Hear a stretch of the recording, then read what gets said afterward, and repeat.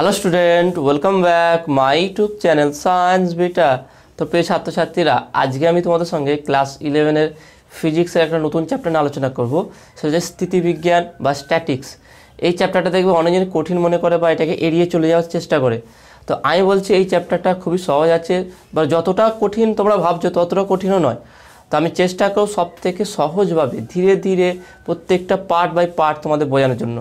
তো তোমরা নতুন থাকো অবশ্যই চ্যানেল সাবস্ক্রাইব করবে এবং পাশে থাকা বেল আইকনে প্রেস করবে এবং প্রত্যেকটা ভিডিও মনোযোগ সহকারে শোনার চেষ্টা করবে বা বোঝার চেষ্টা করবে। দেখবে এই চ্যাপ্টারটাও খুব সহজ হবে। যেমন এর আগের চ্যাপ্টারগুলো তুমি বুঝতে পেরেছিলে, তোমরা অনেকেই কমেন্ট করেছে যে আমি যেগুলো পড়েছিলাম তোমরা খুব সহজেই বুঝতে পেরেছো। ঠিক একইভাবে আমি এই চ্যাপ্টারটা চেষ্টা করব সব থেকে সহজভাবে কীভাবে প্রত্যেকটা পার্টকে বোঝানো যায় বিভিন্ন এক্সাম্পল বা উদাহরণ সহকারে। ওকে, তো প্রথম আমরা এই চ্যাপ্টার সম্পর্কে যেটা আলোচনা করবো সেটা রিজিড বডি বা দৃঢ় বস্তুটা কী, প্রত্যেকটা পার্টেই আমরা আলোচনা করব এবং সেটাকে বিভিন্ন এক্সাম্পল দিয়ে বোঝানোর চেষ্টা করবো। ওকে, তাহলে প্রথম তোমরা হেডিং দাও দৃঢ় বস্তু বা রিজিড বডি। দৃঢ় বস্তু বা রিজিড বডি,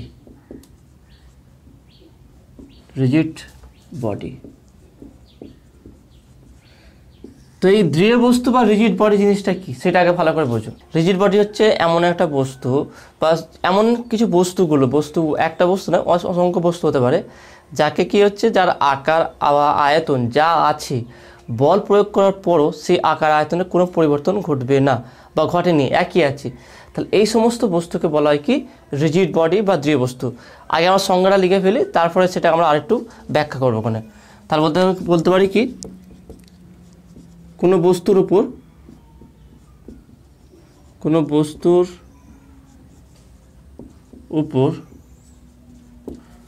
বল প্রয়োগ করার ফলে বল প্রয়োগ করার পর বস্তুটির আকার বা আয়তন অপরিবর্তিত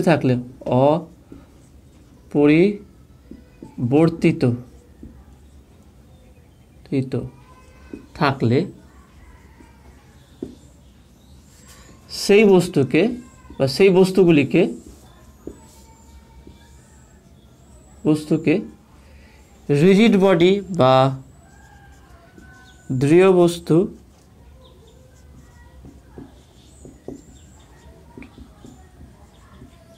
বডি বলে। তাহলে আমরা এটা সংজ্ঞা দিকে একটু ভাবি, কি লিখেছি আমি। এটা কোনো বস্তুর উপর বল প্রয়োগ করার পর বস্তুটির আকার বা আয়তন অপরিবর্তিত থাকলে সেই বস্তুকে দৃঢ় বস্তু বলা হয়। মানে আমরা একটা বস্তু বললাম, বৃত্তাকারও হতে পারে, সেটা আয়তকারও হতে পারে, ত্রিভুজাকারও হতে পারে, বা যেরকম আকৃতি একটা জ্যামিতি একটা শেপ আছে তার। ওকে, তাহলে এরকম একটা কোনো বস্তুর উপর যদি আমি বল প্রয়োগ করি, বল প্রয়োগ করার আগে এর যা আকার এর যা আয়তন ছিল, বল প্রয়োগ করার পর তার আকার আয়তনের কোনো পরিবর্তন হয়নি, তাহলে সেই বস্তুটাকে বলবো কি রিজিড বডি। তাহলে একটা লোহার টুকরোকে উপর থেকে ফেলে দিলাম, তাহলে একটা বল প্রয়োগ করলাম নিচের দিকে, বল প্রয়োগ করার পর যখন মাটির সঙ্গে সংঘর্ষ হলো, তারপরও তার আয়তন বা আকারের কোনো পরিবর্তন ঘটলো না। বা এখানে কোনো একটা বস্তুকে ছুড়লাম, বা একটা বল ভাবো, সেটাকে ছোড়ার আগে যা আকার আয়তন ছিল, ছোড়ার পরও তার আকার আয়তনের কোনো পরিবর্তন ঘটেনি, তাহলে এই সমস্ত বস্তুকে বলা হয় কি রিজিড বডি। তো এইটা আমরা তো একটা সংজ্ঞা হিসাবে বললাম, কিন্তু যদি এমনি চিন্তা ভাবনা করি রিজিড বডি একটা জিনিসটা কি, রিজিড বডি হচ্ছে এমন একটা বস্তু যারা খুব রিজিড, মানে তাদের ডেনসিটিটা খুব বেশি হবে, হাই ডেনসিটি হবে অন্যান্য বস্তুর তুলনায়, মানে যেগুলো রিজিড নয় তার তুলনায়। তার মানে হচ্ছে কি এদের প্রত্যেকটা, আমি যদি একটা ভাবি, এইটাই ভাবছি, এইটা বা একটা বৃত্তাকার নিচ্ছি, তো রিজিড একটা বডি বা একটা বস্তু, শুধু একটা বস্তু নয়, তার মধ্যে অসংখ্য বস্তুকণা আছে। একটা বস্তুর নিজেই অসংখ্য বস্তুকণা নিয়ে গঠিত। আবার সেই বস্তুকণার মধ্যে আবার পরমাণু আমরা আরও বলতে পারি, আরও ডিপলি ইলেকট্রন প্রোটনের মতো। তো অত ডিটেলস যাওয়ার দরকার নেই, কারণ এখানে যতটুকু দরকার সেটা আমরা আলোচনা করব। সেটা কি আমরা এটা বলতে পারি আপাতত যে একটা বস্তু অসংখ্য বস্তু কণা নিয়ে গঠিত, অর্থাৎ ছোট্ট ছোট ছোট টুকরো টুকরো বস্তু তৈরি আছে। ধরলাম এইটা আছে, ধরলাম, এবং এইটা নয় যে এদের মধ্যে বায়ু নেই, এবং প্রত্যেকটা বস্তুর মধ্যে তার বস্তুর ভিতরে বায়ু আছে, কম বেশি বায়ু আছে। ওকে, কারোর মধ্যে বেশি আছে, কারোর মধ্যে কম আছে। এবার এই বায়ু কম বেশি বা তার বস্তু কণাগুলি কতটা পরস্পরের কাছাকাছি আছে তার উপর ডিপেন্ড করে তাদের ডেনসিটি বা ঘনত্ব আমরা নির্ণয় করি। তেমন ডেনসিটি বা যদি একটা ঘনকে 3D কোনো বস্তু যদি ঘনত্ব আমরা নির্ণয় করি, সেটাকে রো বলি, রো ইকুয়াল টু m/v। প্রতি একক আয়তনের ভরকে, প্রতি একক আয়তনের ভরকে তার ঘনত্ব বলা হয়। তার প্রতি একক, তার মানে হচ্ছে কি এদের যে বস্তু কণাগুলো আছে, এই যে বস্তু কণাগুলো আছে এরা কতটা কাছাকাছি আছে, যতটা কাছাকাছি থাকবে তত রিজিডিটিটা এদের বাড়বে, তত ঘনত্বটা এদের বাড়বে। তাহলে এরকম বস্তু আমার হলো অসংখ্য বস্তু কণা আছে এরকম। তাহলে একটা বস্তু ইটসেলফ মানে নিয়ে থেকে একটা কি অসংখ্য বস্তু নিয়ে গঠিত থাকে। তাহলে এখানে ধরো অসংখ্য বস্তু আছে এর মধ্যে।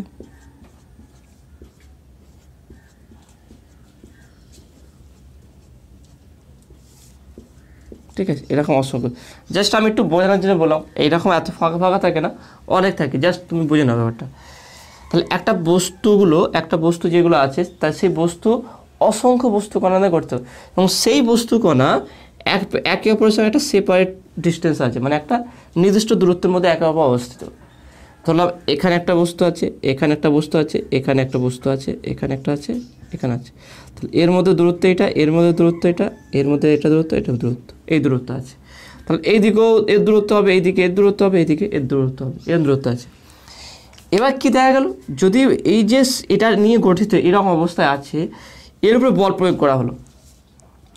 বল প্রয়োগ করার পরও দেখা গেল যে এদের এই এক একটা বস্তু কণার মধ্যে যে দূরত্ব ছিল, সেই দূরত্বের কোনো পরিবর্তন নেই, কম বেশি হয়নি, যা ছিল সেটাই আছে।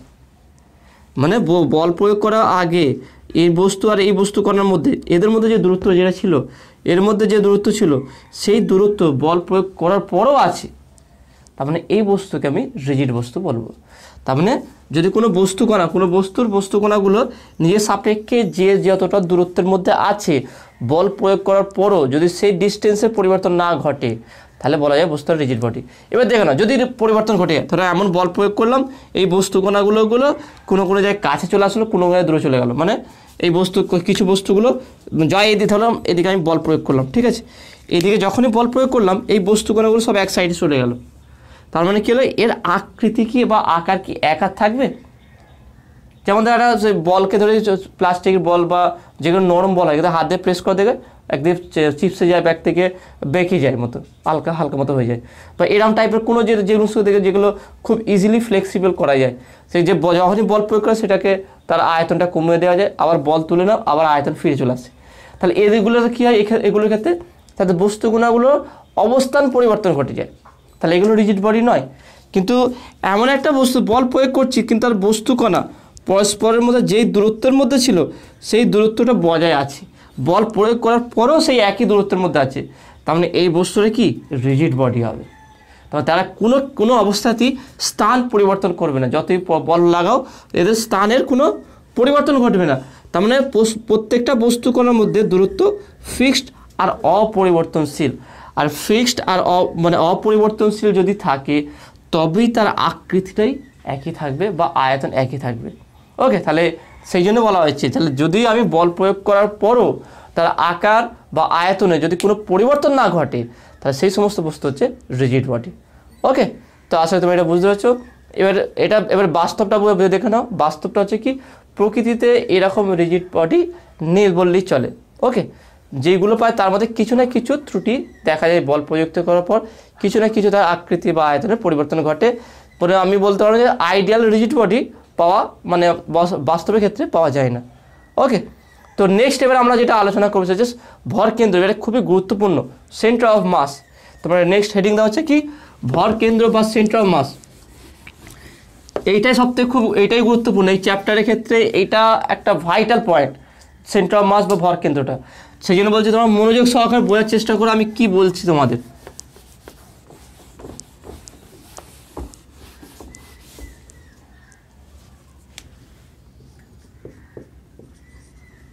ভর কেন্দ্র, সেন্টার অফ মাস। তো ভর কেন্দ্র এবং ভার কেন্দ্র এই দুটো বিষয় এই চ্যাপ্টারে আছে। তোমাদের ভর কেন্দ্রটাকে ক্লিয়ার করে দিই, তারপর আমরা ভার কেন্দ্র নিয়ে আলোচনা করব। খুব সহজ ব্যাপার আছে, খুব টাফ নেই, শুধু একটু সময় লাগবে বুঝতে, সেই জন্য মনোযোগ সহকারে ভিডিওটি দেখো তোমরা। তাহলে ভর কেন্দ্রটা কি, মানে কথা থেকে আমরা বুঝতে পারছি মানে হয়তো অনেকগুলো ভর আছে, সেই ভরের একটা কেন্দ্র থাকবে, সেটাকে আমরা ভর কেন্দ্র টাইপে বলতে চাইছি। জিনিসটা তাহলে দেখে নাও, আমরা যেটা বলছিলাম, ধরুন একটা বস্তু আছে,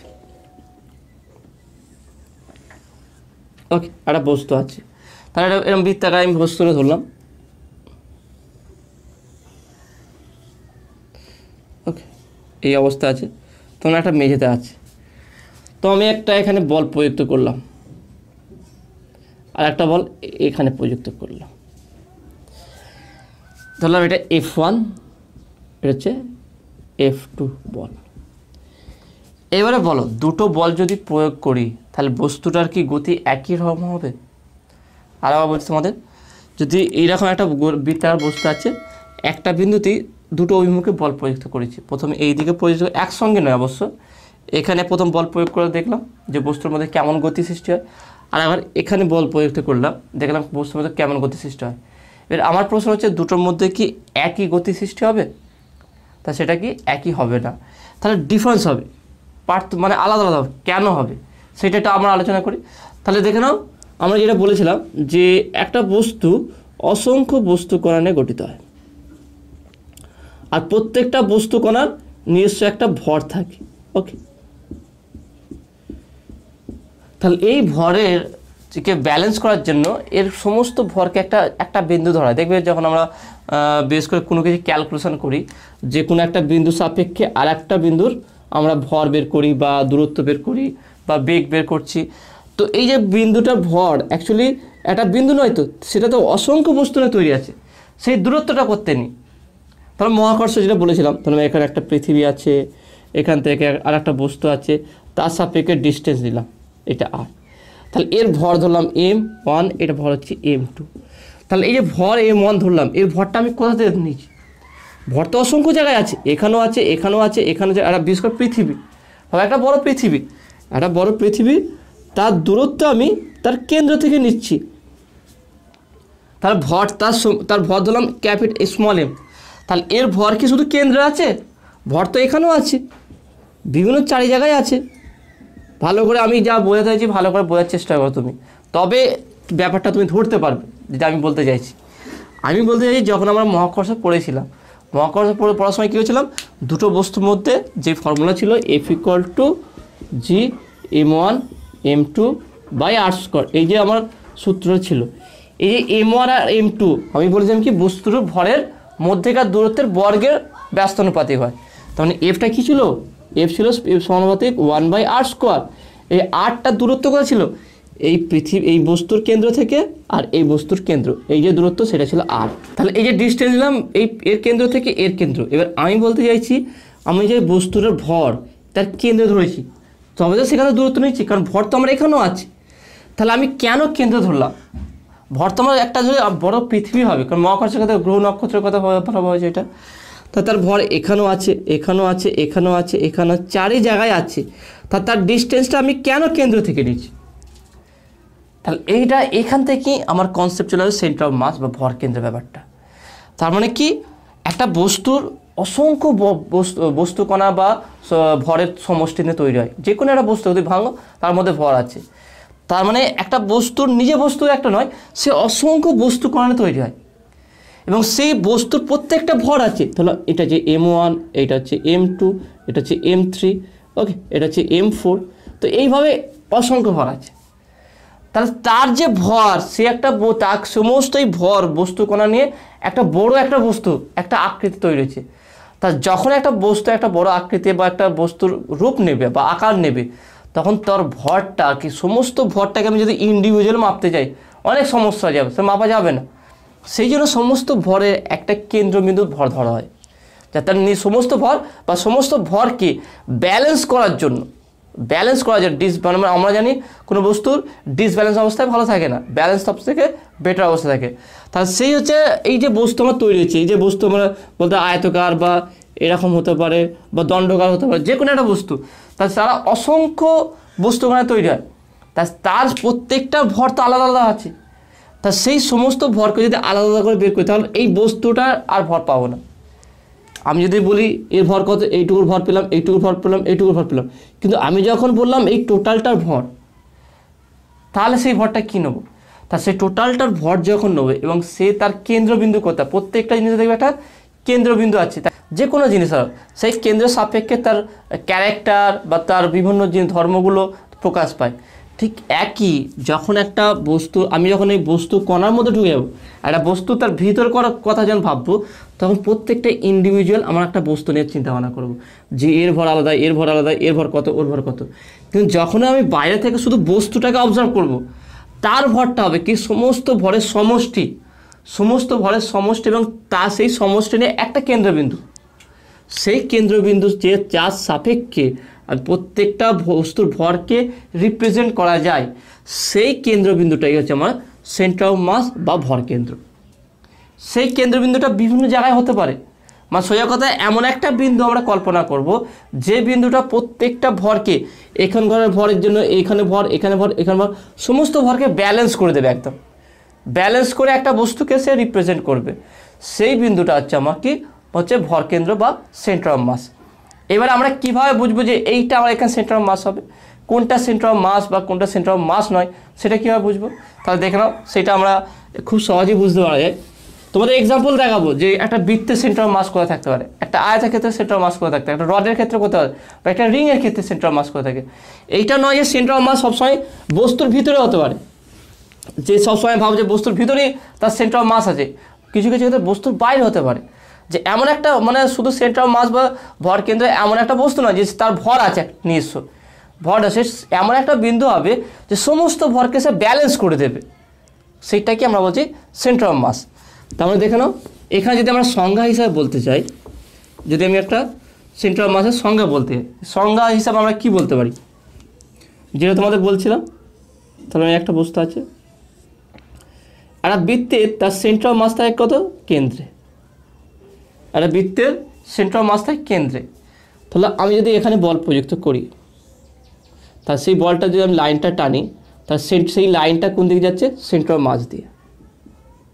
বা এখানে যদি আমি বল প্রয়োগ করি, তাহলে আমি এখানে বল প্রয়োগ করেছি, তাহলে এটা হচ্ছে এফ, এটা হচ্ছে F1, এটা হচ্ছে F2, তাহলে এইটাও যাচ্ছে কোন দিক দিয়ে, সেন্টার অফ মাস দিয়ে। আমি ধরলাম এখানটায় বল প্রযুক্ত করেছি F3, তাহলে এইটাও সেন্টার অফ মাস দিয়ে যাচ্ছে। এবারে আমি করছি কি, এখানে একটা বল প্রযুক্ত করেছি, এটা হচ্ছে F4, এইটা কোন দিকে, এটাকে যদি আমি বাড়াই এদিকে,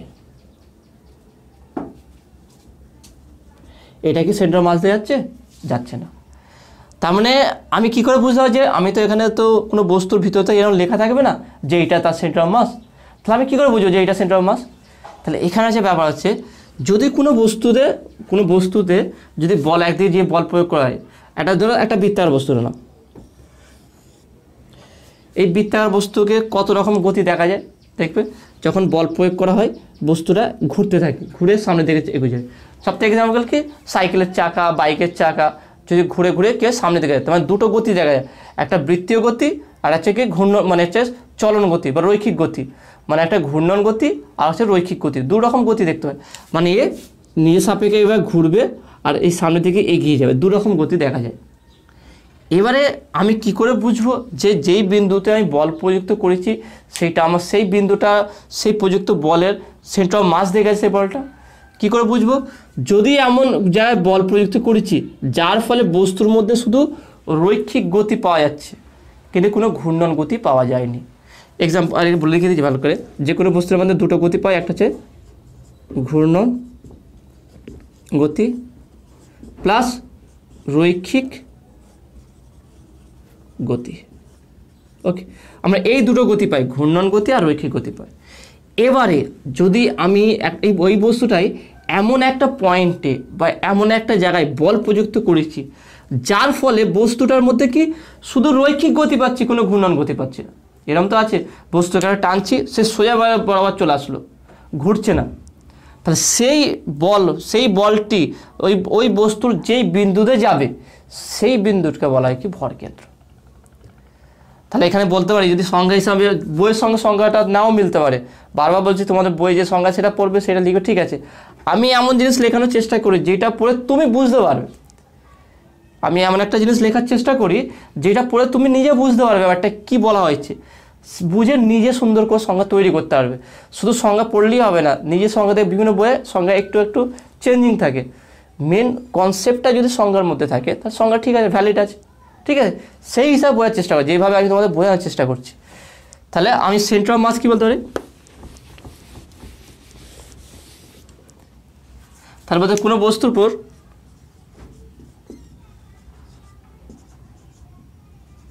বস্তুর ভর কেন্দ্র হলো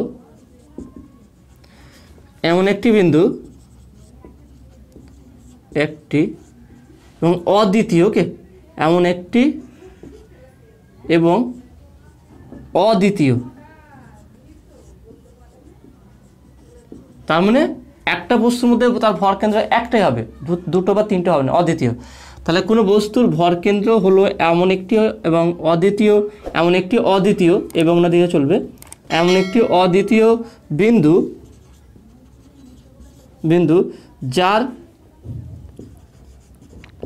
যার মধ্য দিয়ে বল প্রযুক্ত করলে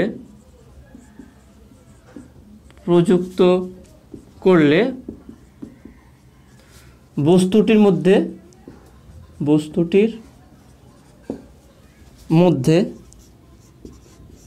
শুধু রৈখিক গতির সৃষ্টি হবে। দেখুন সংজ্ঞাটা তাহলে কী লিখলাম, কোনো বস্তুর ভরকেন্দ্র হলো এমন একটি অদ্বিতীয় বিন্দু যার মধ্য দিয়ে বল প্রযুক্ত করলে বস্তুটির মধ্যে শুধু রৈখিক গতি সৃষ্টি হবে। এবার দেখে না, তোমার তো কোশ্চেন হতে পারে যে আমার তো এই টোটালটার মধ্যে থেকে আছে, তাই না, আমি শুধু এই বিন্দুটা ভাবছি কেন? ভরকেন্দ্র হলে এখানটাও হতে পারে, এখানটাও হতে পারে, সোজা কথা আছে এই রেখার মধ্যে বলা হয় যে দেখো না প্রযুক্ত বল, তাহলে যার মধ্য দিয়ে করলে বস্তুটির মধ্যে শুধু রৈখিক, যার মধ্য দিয়ে গেলে দেখো না যে এমন একটা বিন্দুর মধ্যে দিয়ে গেলে তার সেই বিন্দুটা কি এটাও হতে পারে, এটাও হতে পারে, এটাও হতে পারে, এটাও হতে পারে, এটাও হতে পারে। তাহলে আমি কেন্দ্র ধরলাম কেন, তাই না? এবার একটা প্রশ্ন হতে পারে, তাহলে কীভাবে কেন্দ্র হচ্ছে? শুধু একটা বল নয়, এরকম শুধু একটা বল টানলেই তো আমার শুধু এর কেন্দ্র দিয়ে যাবে না, এরকম অসংখ্য বল আছে। তাহলে এইটা হচ্ছে ভর কেন্দ্র আছে, তাহলে বিভিন্ন ফোর্স, মানে আমি বিভিন্ন জায়গায় বল প্রযুক্ত করব। বল যদি প্র্যাকটিক্যালি ব্যাপারটা বলছি, যদি প্র্যাকটিক্যালি আমি যদি ভালো করে বুঝতে চাই যে এর ভর কেন্দ্র কোথায় আছে, তাহলে বিভিন্ন দিকে বল প্রযুক্ত করে দেখলাম যেই বলের জন্য আমি রৈখিক গতি পাচ্ছি, সেই বলগুলোকে আমি যদি পিছনের দিকে বাড়াই, সেইগুলো যেখানে ছেদ করবে সেটা তার ভর কেন্দ্র হবে। তার মধ্যে দেখে না, যদি আমি এটা এই দিক দিয়ে বাড়াই, এইটা এই দিক দিয়ে বাড়াই, এইটা এই দিক দিয়ে বাড়াই, তাহলে এই সমস্ত রেখাগুলো কোথায় ছেদ করেছে? সেন্টারে। তাহলে এই বৃত্তাকার বস্তুর ভর কেন্দ্র কোথায় থাকবে? তার কেন্দ্রে থাকবে। ভালো করে দেখে নাও, F1 বল প্রযুক্ত করেছি, তাহলে এইটা লম্বা টানলাম আমি ডট ডট করে, F2 বল প্রযুক্ত করেছি, এইবার লম্বা টানলাম, F3 বল প্রয়োগ করেছি, এবার টানলাম। তাহলে এই যে F1, F2, F3 যে আমি এইগুলো ডট ডট করলাম, এটা পরস্পরকে যেই বিন্দুতে ছেদ করবে সেইটা হবে তার ভর কেন্দ্র। তার মানে এটা হচ্ছে ভর কেন্দ্র। ওকে, এবার দেখুন F4, এবারে এই বলটা চলে আসছে F4। তাহলে F4 বলটা এটা কি যদি আমি বাড়াই পিছনের দিকে, তাহলে এটা কি সেন্টার অফ মাস বা ভর কেন্দ্রের মধ্যে দিয়ে যাবে? তাহলে ভর কেন্দ্রের মধ্যে দিয়ে যাচ্ছে না, তাহলে এই বেগে বা এই প্রযুক্ত বলের জন্য ঘূর্ণন গতি সৃষ্টি হবে।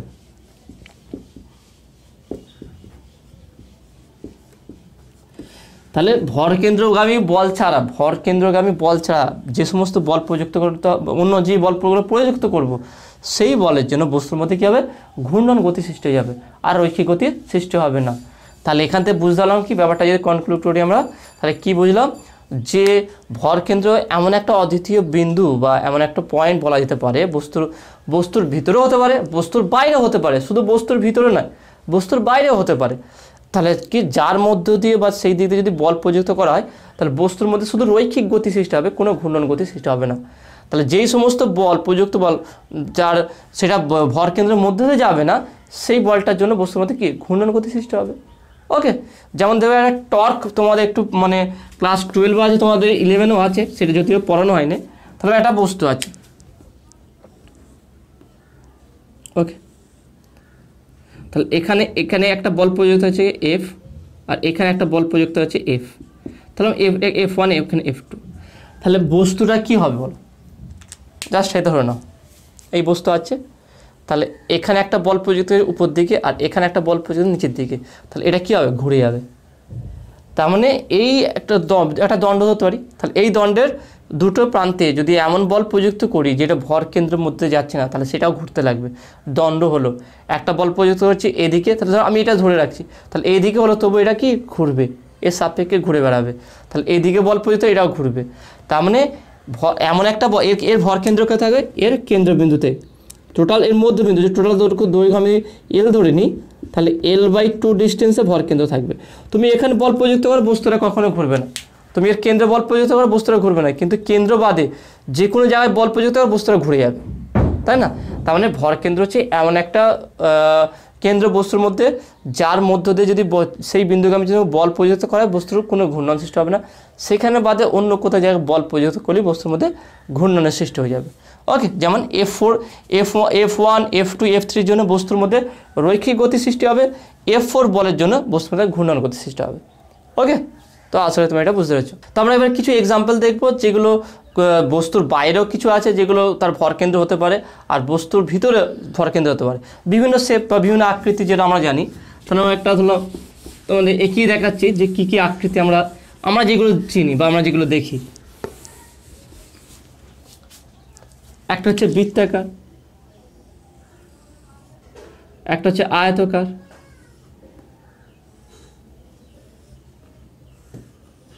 একটা হচ্ছে রড সরু,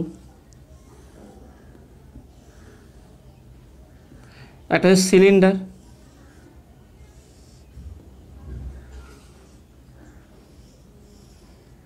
আর একটা হচ্ছে কি ত্রিভুজ ধরলাম বা শঙ্কু,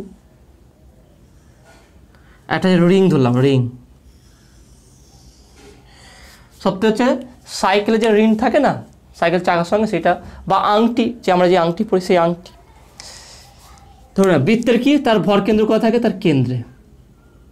ওকে, তার কেন্দ্রে।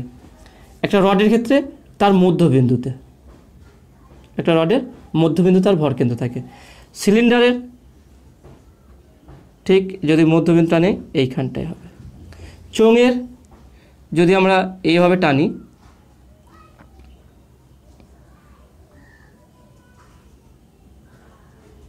এখানটা হচ্ছে ভর কেন্দ্র।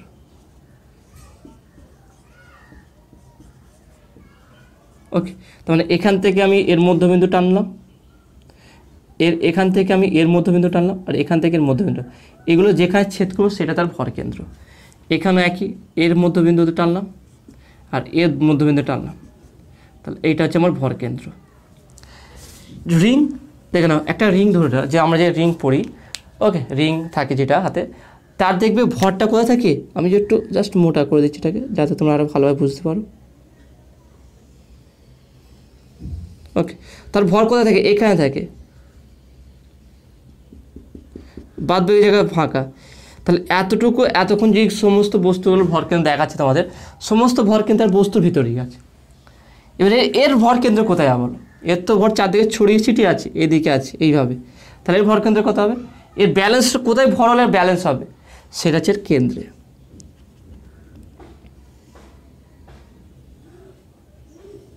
ওকে, কিন্তু এখানে তো কোনো ভর নেই। তাহলে যদি একটা এক্সাম্পল দিতে যে এমন একটা বস্তু এক্সাম্পলটা যার ভর কেন্দ্র বস্তুর ভরের বাইরে আছে, তা সেটা কী হবে এরকম। ওকে, এটা হচ্ছে তার ভর কেন্দ্র, একটা রিং। ওকে, একটা বৃত্তাকার রিং, তার ভর কেন্দ্র তার বাইরে আছে। কীভাবে বাইরে, কেন বাইরে আছে, টোটাল ভরকে সে ব্যালেন্স করছে। যদি এখানে কোনো ভর নেই কিন্তু সমস্ত ভরকে ব্যালেন্স করার জন্য তার কেন্দ্রে হবে এর ভর কেন্দ্র হবে। ওকে, তাহলে এইগুলো হচ্ছে বিভিন্ন রকম বস্তু যার ভরকেন্দ্র থাকে। এবং এর নেক্সট ভিডিওয় সেন্টার অফ মাসের যে গাণিতিক প্রমাণগুলো আছে সেই প্রমাণগুলো আলোচনা করব, কিছু এক্সাম্পল নিয়ে আলোচনা করবো, আর এর উপরে যে অঙ্কগুলো আছে যেগুলো অনেক টাফ মনে করে সেটাকে কীভাবে সহজে করা যায় সেই সব বিষয় নিয়ে নেক্সট ভিডিও আলোচনা করব। তো আজকে ভিডিওটা কেমন লাগলো সেটা তোমরা অবশ্যই কমেন্টে জানাবে। যদি ভালো লাগে অবশ্যই ভিডিওতে লাইক দেবে, আর বন্ধুর সঙ্গে বেশি বেশি করে শেয়ার করবে। নতুন থাকলে অবশ্যই চ্যানেল সাবস্ক্রাইব করবে এবং পাশে থাকা বেল আইকনটি প্রেস করবে। তো দেখা হবে নেক্সট ভিডিওয়। Have a nice day.